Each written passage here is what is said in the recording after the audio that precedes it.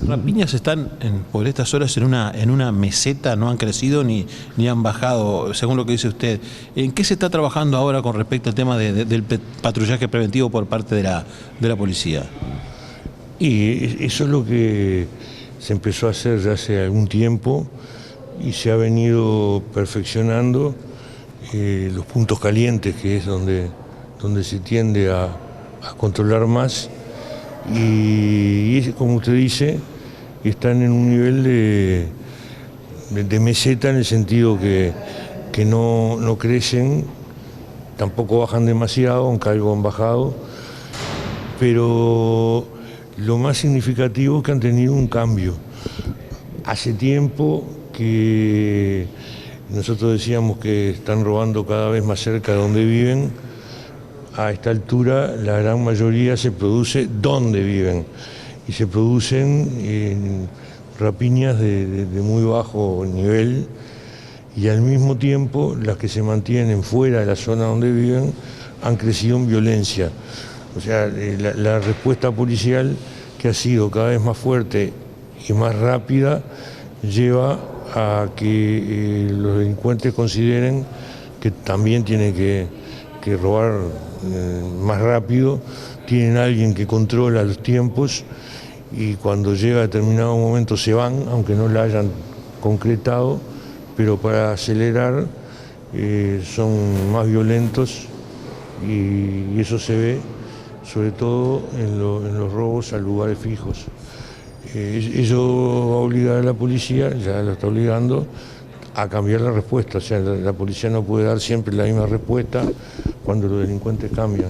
Ese ha sido el gran elemento de la reforma que se ha hecho. No se puede responder de igual forma ante situaciones diferentes. Y eso ha llevado a que los delincuentes cambien y la policía a su vez tenga que cambiar. Los delincuentes cambian, tiene que cambiar la policía. En ese proceso estamos, pero yo creo que el proceso de meseta va a llevar un proceso de baja de la rapiña. ¿En cuánto han servido las cámaras, por ejemplo, de vigilancia? ¿Cómo? ¿Las cámaras de vigilancia en qué medida han influido en este aspecto? Mucho. Y lo que pasa que no hay en todos lados, pero en Ciudad Vieja, que es el lugar donde empezamos con el nuevo sistema de videovigilancia, en un año bajó un 57% las rapiñas. Y hay en otros lugares que se está llevando adelante el proceso de videovigilancia. Nosotros estamos previendo llevarlo a los entornos de los grandes centros comerciales, a los lugares, a los centros de enseñanza y a las terminales de ómnibus, más otros acuerdos que va a haber que hacer para llevarla a barrios concretos. Usted hablaba de que con mayor violencia, ¿aumentaron las víctimas por estas rapiñas? Las víctimas en cuanto a homicidios por rapiña no han aumentado. Han aumentado la violencia ante el que está dentro del lugar donde están, sobre todo en los centros comerciales o en los supermercados, que han golpeado gente, han manifestado mayor grado de amenaza, han entrado con mayor cantidad de gente, a eso me refiero, y yo creo que ustedes que están con las notas lo deben ver también. ¿Hay alguna banda que se esté dedicando al robo de supermercados, de grandes superficies? ¿Se ha podido constatar eso, ministro? Yo creo que hay más de una. Sin que sean demasiadas, hay más de una. ¿Y qué cambios se están previendo por parte de la policía para enfrentar eso? Bueno, cuando el cambio se dé lo van a ver. No lo voy a decir antes.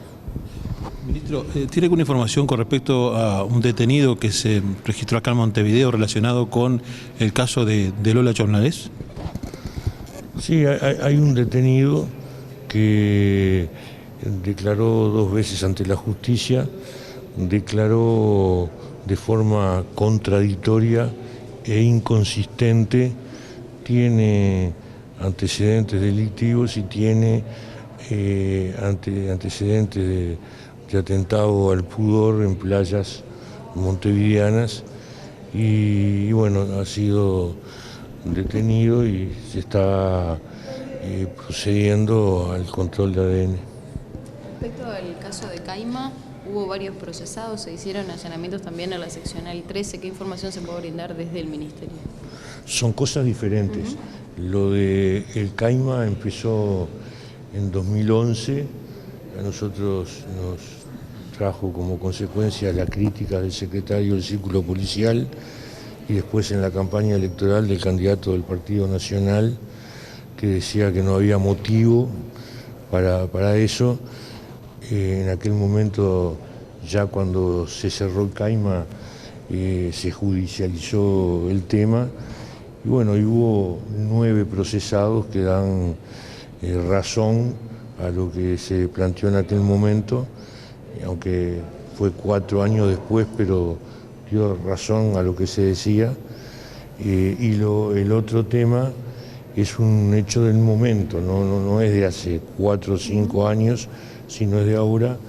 Son 2 policías procesados y un abogado que el abogado se había quedado con un dinero que le había dado una señora. Los policías que tuvieron la denuncia, en lugar de judicializarla,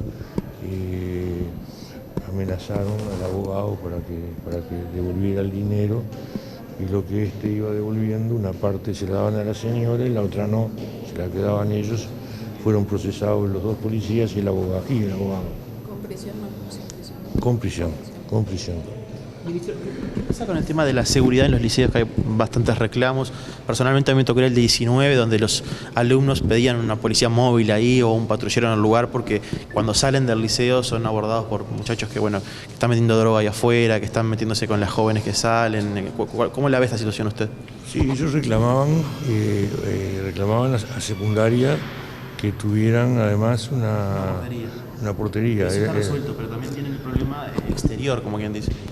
El exterior, acabo de decir que va a haber un aumento de la videovigilancia en los grandes centros comerciales, en los centros de enseñanza y en las terminales de ómnibus, así que vamos hacia eso. Y mientras tanto, lo que se está tratando de instrumentar es un aumento del patrullaje en esos lugares. ¿En los centros cerca de los centros educativos? Sí, exactamente. Ministro, ¿se supo qué pasó con esta persona que se entregó el fin de semana, que fue procesado por homicidio, que participó también en un secuestro de un empresario? Dijo que estuvo en la seccional 10ª y lo largaron, como que no lo detuvieron allí, por eso él se entregó después. Sí, a nosotros no nos consta. Estamos investigando eso porque no nos consta que haya sido así. Estamos mirando todas las filmaciones que hay de los ingresos a la seccional para comprobar que lo que él dice sea cierto. ¿Puede haber ingresado con un nombre falso a la seccional? Pero no con una cara falsa, entonces sí tiene que salir en la investigación de las filmaciones, si es que fue así.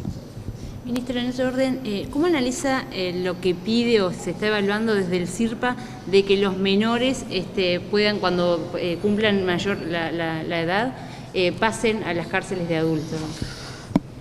Nosotros desde el Ministerio habíamos evaluado, la actual directora presidenta del CIRPA era asesora penitenciaria, que sería conveniente que quienes cumplen mayoría de edad no pueden estar con los menores en el CIRPA. Y para eso había 2 posibilidades: o crear un lugar intermedio, cuando cumplen la mayoría se los saca para el lugar intermedio, o la otra es la que se está planteando, va a haber que evaluarlo. Pero lo que es evidente que no deben estar con los menores, porque la mayoría ejerce un liderazgo negativo que perjudica cualquier intento de rehabilitación, en la medida que esos que cumplieron la mayoría de edad no están en un proceso cierto de rehabilitación y puedan cumplir al revés un liderazgo positivo, pero no es lo que sucede. Ministro, con respecto a esto, ¿usted puede estar de acuerdo, por ejemplo, con lo que hoy está haciendo desde el Ministerio del Interior, que de alguna manera clasifica a los presos? Bueno, en este caso puede haber menores que cumplan la mayoría de edad, que sean primarios, y bueno, clasificarlos por eso y darles una pena diferencial al momento de lo que se está dando. Nosotros, por la clasificación, no podemos dar una pena diferencial, sino que lo que hacemos es, en el proceso de rehabilitación, llevarlos a un lugar donde eso se pueda acelerar. Y cuando el juez pide información a los efectos de libertades anticipadas, le damos la información, pero nosotros no le podemos dar una pena diferente. Y yo creo que en el INAU tampoco pueden dar una pena diferente, o en el CIRPA no pueden dar una pena diferente, pero sí pueden tener un proceso progresivo que tengan en cuenta las conductas para el tratamiento que tengan que recibir. Ahora, ¿no sería contraproducente para ese chico que cumple 18 años estar con presos adultos en una cárcel para su rehabilitación también? Por eso dije, hay dos sistemas, habrá que evaluarlo. Usted me dice, no será inconveniente. Yo lo que sé que es inconveniente, ya es inconveniente que sigan juntos con los menores en el CIRPA. ¿Se podría definir en este año? No sé, usted me preguntó sobre el principio, yo le respondí sobre la base de que no es conveniente que estén junto con los menores. No me pronuncié sobre cuál de los dos sistemas. Eso hay que evaluarlo de acuerdo a las posibilidades, y yo no soy el que tiene la posibilidad de evaluar esa situación. Ministro, ¿qué información maneja usted con 4 policías que han sido emplazados por la justicia luego de la muerte de un joven tras el robo a un carro de comidas allí en Sayago? ¿Hay alguna información que se pueda aportar desde el Ministerio del Interior? No, porque a partir de que sea la situación se investiga, y cuando tengamos el resultado podremos dar información. Mientras tanto, ir diciendo en qué va la investigación, no.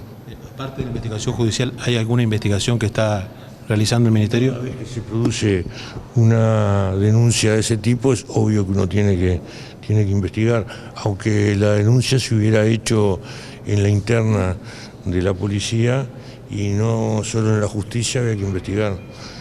Como Estado público, además, hay que investigar. Ministro, volviendo al tema de lo que había sucedido tanto en Caima hace 4 años y que se culminó ahora, o por lo menos se procesó con prisión a algunos de esos policías, y lo que sucedió en la 13, ¿en qué medida se viene dando la corrupción dentro de la policía, básicamente? Yo creo que la corrupción ha sido fuertemente combatida en los primeros 5 años que estuvimos en el Ministerio, sigue siendo combatida. Yo creo que es menor, y digo lo mismo que en los 5 años anteriores. Lo que investigan la corrupción de los policías son los propios policías, y cuando surge hecho de corrupción son los policías los que lo hicieron surgir.